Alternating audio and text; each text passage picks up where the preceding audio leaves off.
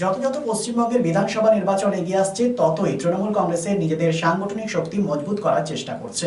রবিবার আসানসোল রবীন্দ্র ভবনে আসানসোল উত্তর বিধানসভা ব্লক 1-এর পক্ষ থেকে আয়োজিত হয় সাংগঠনিক সম্মেলন, যেখানে উপস্থিত ছিলেন পশ্চিম বর্ধমান জেলা তৃণমূল কংগ্রেস সভাপতি নরেন্দ্রনাথ চক্রবর্তী, আসানসোল উত্তরের বিধায়ক তথা মন্ত্রী মলয় ঘটক, জেলা তৃণমূল কংগ্রেসের চেয়ারম্যান হরিরাম সিং, অভিজিৎ ঘটক, অমরনাথ চ্যাটার্জি, গুরুদাস চ্যাটার্জি সহ তৃণমূলের হেভি ওয়েট নেতৃত্ব। 2026 বিধানসভা নির্বাচনে রণনীতি কৌশল নিয়ে আলোচনা করা হয়। পশ্চিম বর্ধমান জেলার 9টি বিধানসভার সিট সবকটি নিজেদের দখলে করতে চায় তৃণমূল কংগ্রেস, সেই নিয়ে আলোচনা হয় আজকের এই সম্মেলনে। বিষয়টি নিয়ে কি বলেছেন নরেন্দ্রনাথ চক্রবর্তী, শুনব। আজকের বিধানসভার ব্লক 1-এর বিকেলে আরেকটা ব্লক 2 আছে। হরিরাম সিং মহাশয়, গুরুদাস চ্যাটার্জি, অমরনাথ চট্টোপাধ্যায় থেকে শুরু করে সকলকে অনুরোধ করবে, আসুন আজকের এই প্রদীপ প্রজ্বলনের মধ্যে দিয়ে আমরা আজকের এই সকলের এই প্রদীপ প্রজ্বলনের মধ্যে দিয়ে আমরা শপথ নেব। আমাদের সেই শপথ হবে এক ঐতিহাসিক শপথ। খেলবো আমি, খেলবো তুমি, খেলবে আম জনতা। খেলবো আমি, খেলবে তুমি, খেলবে আম জনতা। আর 2026-এ থাকবে আমাদের গর্ব মমতা, মমতা, মমতা। 2026-এ আমাদের গর্ব মমতা বন্দ্যোপাধ্যায় চতুর্থবারের জন্য মুখ্যমন্ত্রী হবে, এটা আমরা শপথ নেব আজকে। আগুনের পরশমণি, আগুনের পরশমণি।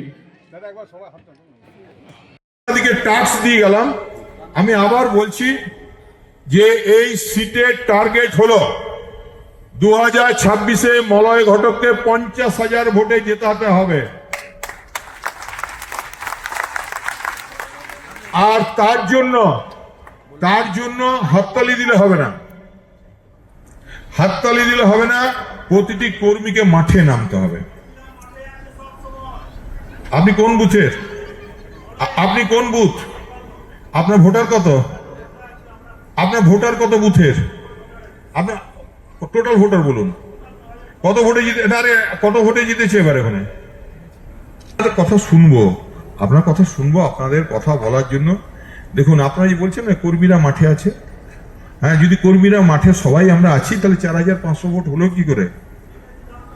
হ্যাঁ, তো সেই জন্যেই ওয়ার্ডে সম্মেলন হবে, প্রত্যেকটা ওয়ার্ডে ওয়ার্ড সম্মেলন হবে। এবং প্রত্যেকটা ওয়ার্ড সম্মেলন হওয়ার পর প্রতিটা বুথে বুথে, হ্যাঁ, প্রতিটা বুথে বুথে মলয়দার পক্ষে যাওয়া সম্ভব নয়। আমি অনুরোধ করব বৌদিকে বা ফুচুকে, হ্যাঁ, যে বাড়ির লোক হিসেবে এবং দলের লোক হিসেবে প্রত্যেকটা বুথে বুথে একবার করে যাওয়ার জন্য। আর তার আগে ওয়ার্ড সম্মেলনটা হয়ে যাক। কর্মীদিকে বলে যাচ্ছি, আপনারা এখন থেকে প্রত্যেকটা কর্মী আপনারা নিজের মাথাতে আমাকেও সাজেশন দেবেন। আরে আমি তো বক্তৃতা দিচ্ছি বলে ভাবেন না আমি বিরাট কেউ।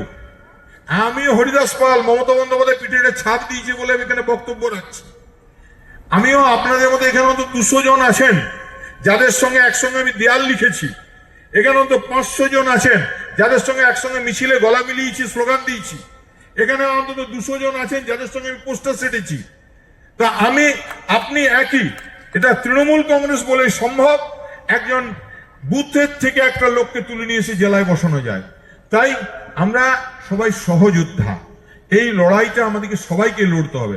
আমি বলে গেলাম দাদাকে 50,000 ভোটে যেতে হবে, আপনারা হাততালি দিয়ে বাড়ি চলে গেলেন, খেয়ে দিয়ে ঘুমিয়ে পড়লেন, 50,000 ভোটে এগোনো যাবে না। আপনাদেরকে কিন্তু এখন থেকে চিন্তা করতে হবে। আপনি যে বুথের কর্মী, আপনি আপনার চেয়ে ভালো কেউ জানবে না যে আপনার বুথের দুর্বলতাটা কোথায়।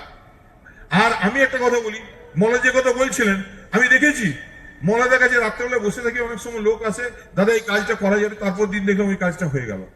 আপনাদের তো কাজের অভাব নেই, মানুষের উন্নয়ন, মানুষের কথা বলার, শুধু তাই না জেলার উন্নয়ন, আসানসোলের উন্নয়ন মলয় এতভাবে করেছেন, আমাদেরকে এটা মানুষের কাছে পৌঁছাতে হবে। মন্ত্রী মলয় ঘটক মহাশয়, আপনারা স্বাগত জানাই দাদাকে।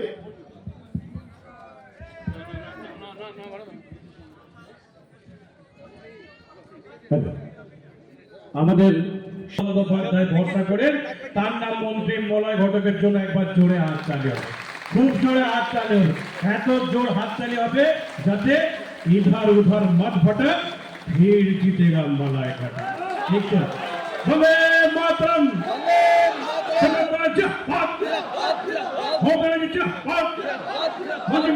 ঘটক মহাশয়কে আমরা সম্মানিত করতাম, যার উদ্যোগে, যার একটা নির্দেশে আজকের এই সভাগৃহ ঐতিহাসিক সভাগৃহে পরিণত হয়েছে। আমাদের দলীয় সম্মেলন কর্মীদের বুস্টআপ করার জন্য, কর্মীদের এগিয়ে নিয়ে যাওয়ার জন্য, এবং 2026-এ 9 জেতার শপথ নেওয়ার জন্য আজকের এই সম্মেলন। এবং আমরা নতুনভাবে জেলা সভাপতি হওয়ার পর আমি এবং হররাম সিংজি মলেদার নির্দেশে আমরা প্রতিটা কর্মীদের কাছে পৌঁছেছি, কর্মীদের কথা শুনছি, কারণ কর্মীরাই আমাদের দলের সম্পদ।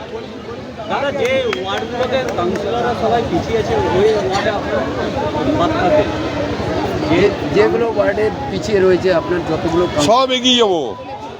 Don't worry, be happy. Don't worry, be happy. দাদা, কয়েকদিন আগে আপনার নামে অভিযোগ করেছেন বেশ কিছু থানায়, কি বলবেন? আরে যে করেছে তাকে তো কিছু করতে হবে, কাজ সে করুক না। Lifeline Multi-Specialty Hospital boasts 500 beds across 1,60,000 square feet of build-up, featuring 7 advanced operating theatres, a digital cath lab, a state-of-the-art emergency and trauma unit, and a next-generation 3D MRI amongst a comprehensive basket of services. Renowned super specialists from premier institutes deliver top-tier care, supported by digitalized, integrated healthcare for seamless coordination. Lifeline prioritizes innovation and patient centricity, ensuring comprehensive top-class services. So for premier medical treatment, visit Lifeline Multi-Specialty Hospital, Kalipahari, Asansol, NH2 District, Paschim Bardhaman, West Bengal. Since 1999 দীর্ঘ 25 বছর ধরে অভিনব গিনি house মানুষের সাথে, মানুষের পাশে। অভিনব গিনি হাউসে রয়েছে সোনা, রূপো ও হীরের আধুনিক ডিজাইনের হালকা ও ভারী গহনার বিপুল সম্ভার। আপনার বাজেটের মধ্যেই অভিনব গিনি হাউস আপনাকে দেবে এক উষ্ণ পরিষেবা। বিবাহ, অন্নপ্রাশন থেকে শুরু করে যে কোনো মাঙ্গলিক অনুষ্ঠান এবং উৎসবের আগিনায় আপনার সেরা পছন্দ অভিনব গিনি হাউস। অভিনব গিনি হাউসে আপনি পাবেন gold to gold full return, 20% discount on making charges, certified gem stone, hallmark silver ornaments, diamond ornaments এবং আরও অন্যান্য পরিষেবা। সুতরাং আর দেরি কেন? আপনার পছন্দের জিনিসটি বেছে নিতে আজই চলে আসুন অভিনব গিনি হাউস, বিসাইড বাজার Kolkata, GT road, Asansol. Phone number 9641225883, এছাড়া 03412311 920।